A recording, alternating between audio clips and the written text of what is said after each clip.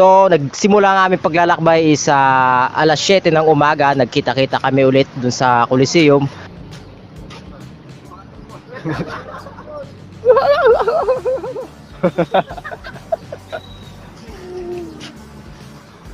Makikita mo na kaya ang tinagong falls? Makikita. Dito ang mapa. Dito ang mapa. Dito ang mapa. Sa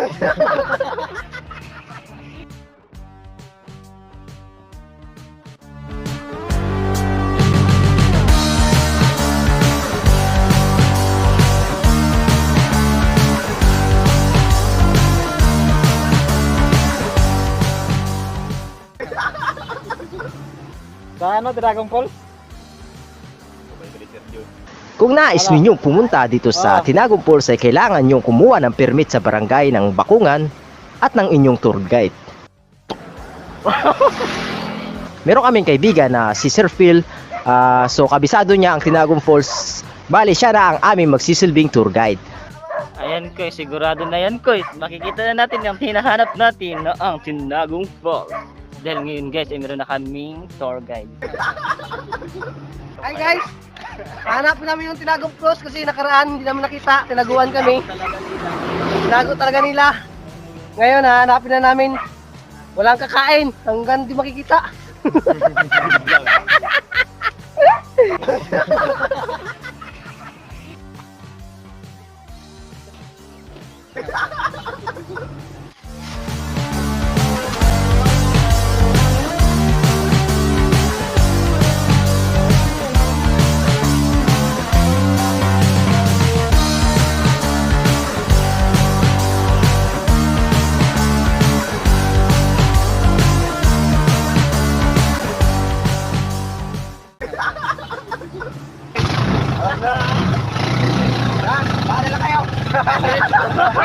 Bye guys! Wala kami guys!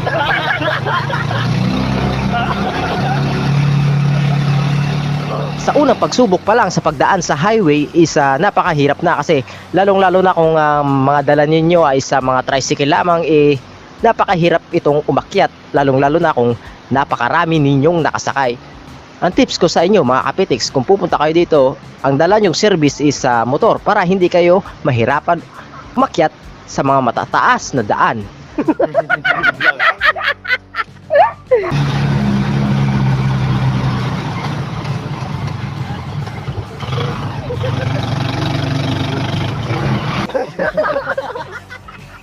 Nakabaylo pa. Kaya una kasi tayo eh. Nakabaylo na talaga. Kanino na pa naman. Uy, guys, naligaw kami guys, naligaw. Nauna sa tour guide eh. Nauna sa tour guide, kumapa kasi namin nandun na. Kung nakapunta na pa kayo doon sa Talaudong is makakakita po kayo doon ng maliit na daanan. Bale, nasa kanan po siya. Pag diretsyo ng ganun is may madadaanan kayo na pakanto na maliit na daan. So yun na po yung papasok papunta sa simula ng inyong paglalakbay. What's up, Madgang? So nandito na kami ngayon sa tinatawag na, hindi ko alam kung anong location na to. Hindi ko alam kung saan na po kami mga kapitiks kasi wala akong signal ng aming Google Map mga kapitiks, pero nandito yung daan papuntang Tinagong Falls mga kapitiks. Ito na po yun, no? Oh, parang guys. Hindi yung size ba? Grabe yung yan, nasa kanya tapos aun-aun talaga. Wala ka na. Alala ako ni Vlogger. Yung vlogger natin, paano ba yung magtulak? Yung kayo may hawak kami kung kilala po na ako. So ayun mga kapitiks, nagsisimula na po ang aming hiking mga kapitiks. Ayan na naman, oh. Ay mga pitiks, tikto! Yata ito dinanan yung nakaraan eh. Ha? Mas maganda yun dun eh. Patag. Tikto mga pitiks! Ito talaga ang tinatawag na hiking mga kapitiks kasi nasa bundok na po yung inating Simula pa lang po ng lakad, napapagod na po. Ayun na po.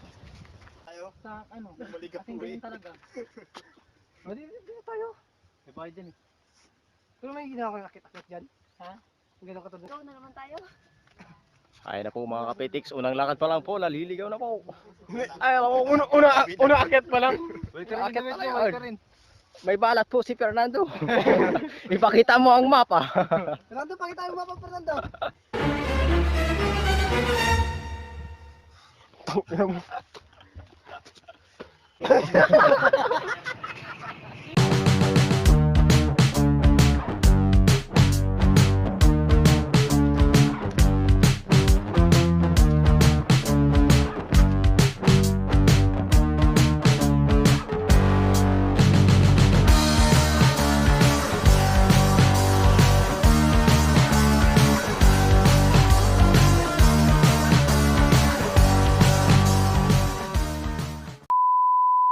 Ayun, watch out sa mga kapetex.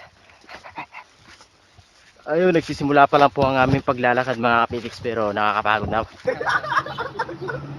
Delikado pala dito, may mga kubra dito. Baka makagat tayo ng kubra dito. Sa pa. Baka maligaw sila. Grabe yung daanan dito. Kasya isang tao mga kapetex.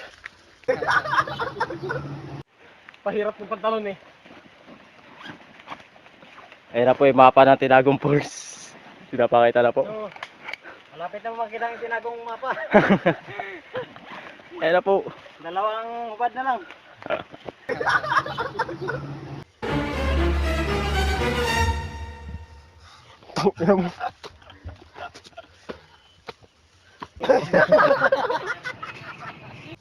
Yung tilas, ano nga, nagbitaw na? Oh? Sa chef. Dito na to. Ayan, uwi na tayo mga kapitix. Pauwi na tayo. Kaya pa? Dito na kinuha nakaraan? Kabila. Kabila yun. Ha? Kasama ka rin pala doon?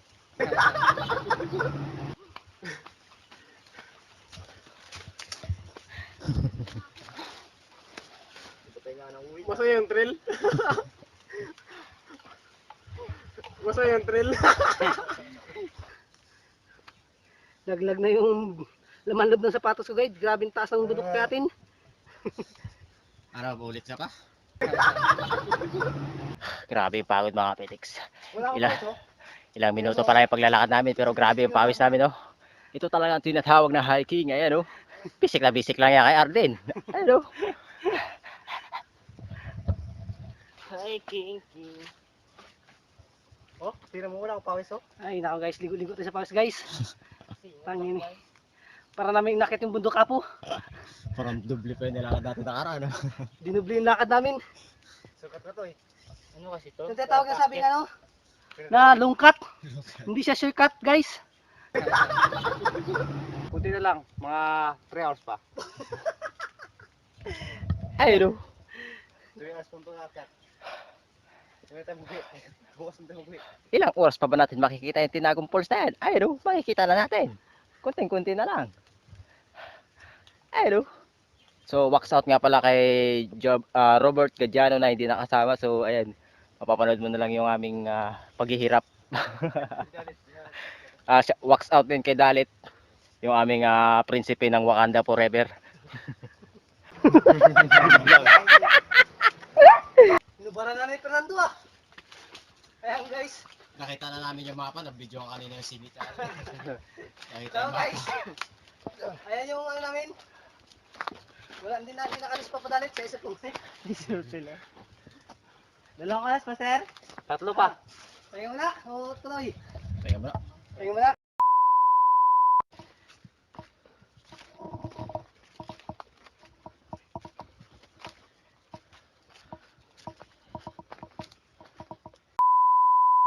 Nakakunting lakad pala kami mga petiks pero grabe na. Pagod na pagod.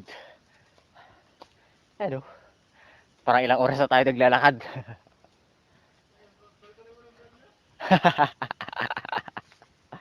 Ano? Bisik lang yan kay Arden. Ano? Ayun oh, wala akong pawis sa tingnan nyo. Oh. Ano? Wala pang pawis yan. Ano? Yung pawis niya papunta sa taas.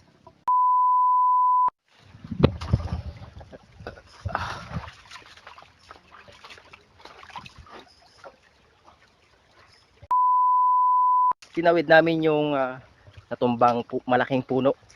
So medyo mahirap siya sa pagtawid kasi medyo bulok-bulok na yung mga sanga niya. Bale yung nagsilbi naming daanan kanina is yung malaking puno. Kasi yung maliit na daanan niya is naharangan na. Kaya napakadelikado. May nadaanan kaming maliit na ilog dito mga kapitiks na maraming bato. So kung madadaanan nyo ito, baybayin nyo lang ito papunta doon. Kahit sobrang nakakapagod mga kapitiks, kayang-kaya namin to. So medyo malapit na siguro kami.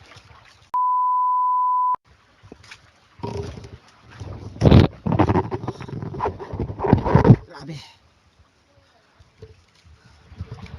Grabe, ang daming tinik dito mga kapitiks. Kumakit. Tignan nyo yung chinilas ko, sira na. Kanina pa talaga ako naglalakad ng nakapaa mga kapitiks. Napakaraming mga tumbang puno dito. Siguro sa mga dumaan na maraming bagyo, malakas yung hangin, nagsisipagtumbahan yung mga puno dito. So ang nagsisilbing hagdan natin dito mga kapitiks is yung mga ugat. Kaya hindi dapat natin sila pinuputol kasi napakaraming purpose ng mga puno. Isang oras na kami naglalakad mga kapitiks, so siguro malapit-lapit na rin kami. Mga isang oras pa siguro ulit. Ayan, nasa gilid na kami ng bangin. Heto na naman mga kapitiks, tatawid na naman tayo sa mga putol na mga puno. So nangaharang sila sa mga daraanan natin.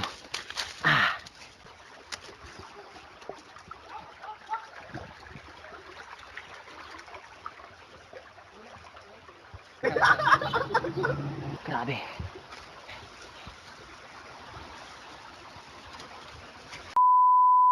So kung makikita nyo mga kapitiks, nandito na ako sa may gilid. Dadaanan nyo lang yung ilog, tapos may makikita kayong daanan dito sa may gilid. So sa halos 2 oras naming paglalakad mga kapitiks, narating na namin ang tinatawag na Tinagong Falls. Whew! Grabe! Sulit na sulit ang paglalakbay mga kapitiks. Heto na yon. So bago ko pa talaga to siya makikita for the first time mga kapitiks. So nakakagulat kasi may mga bahay po dito. So siguro ito talaga yung mga pahinga ng mga nagta-travel. So walang mga bantay dito.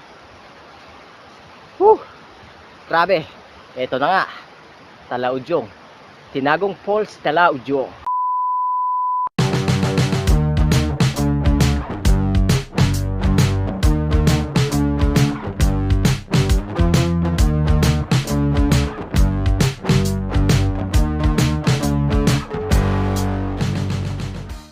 Yo, what's up mga kapitiks? Ako nga pala si John Andrew Socrates at nandito tayo ngayon sa tinatawag na Tinagong Falls sa Talaudyong, Puerto Princesa. Nung narating namin itong tinatawag na Tinagong Falls is nawala yung pagod ko kasi ilang days po namin ginplano na pumunta po dito is wala po kaming tour guide. So nagpapasalamat kami kay Sir Phil na sinamahan po kami sa aming paglalakbay.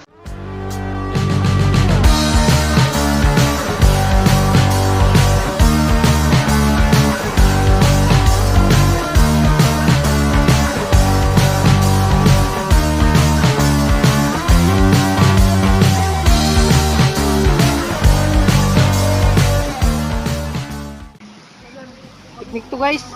Wala kaming ihawan. Kaya yung sampay ng kapitbahay namin guys. Tinanggal. Tinanggal pa yung ano, yung bra.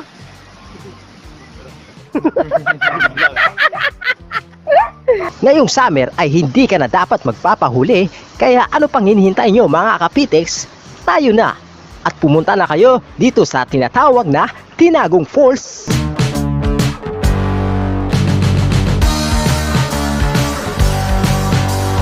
Marami pang tourist spot na pwede nating puntahan at malayo-layo pa ang ating malalakbay.